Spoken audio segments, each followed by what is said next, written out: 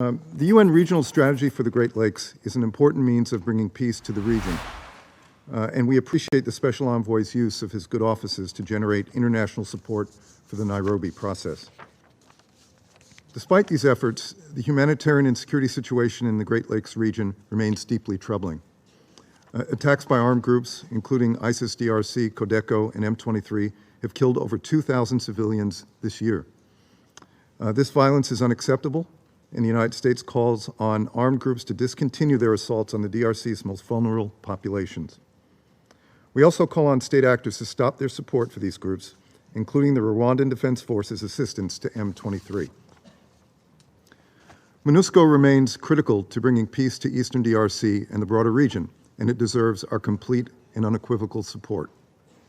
It too has suffered losses as the security situation worsens, including the death of a Pakistani peacekeeper just last month in a heinous attack. I extend my condolences to the mission, Pakistan, and the peacekeeper's family. Anti-MONUSCO rhetoric increases the already significant risk to peacekeepers.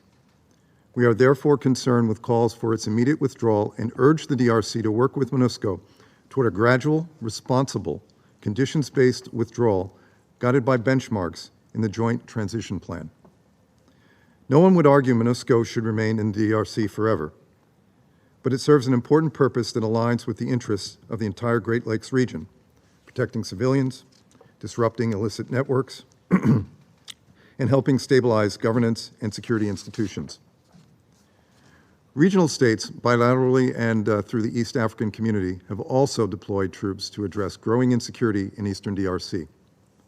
As these efforts advance, it is imperative that they not aggravate an already tense situation.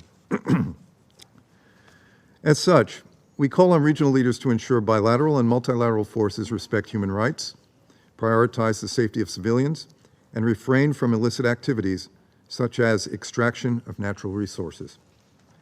It is equally critical they coordinate with and complement the important work of the DRC Armed Forces, MONUSCO, and UN humanitarian agencies and non-governmental organizations.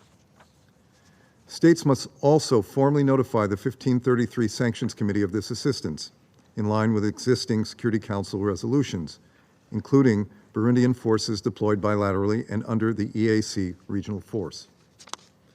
As is often the case, we have spent significant time today speaking about military solutions to a political problem.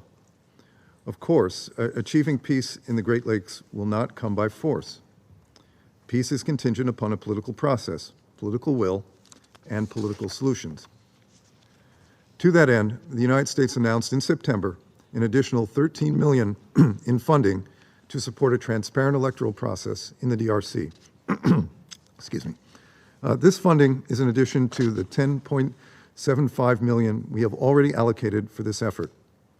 We look forward to an inclusive electoral process, ultimately concluding in free and fair elections. Strengthening democratic institutions, bringing justice to victims, holding bad actors to account, respecting states' territorial sovereignty and integrity, and prioritizing civilians will help bring peace to the Great Lakes. The people of the region deserve nothing less. Thank you, Mr. President.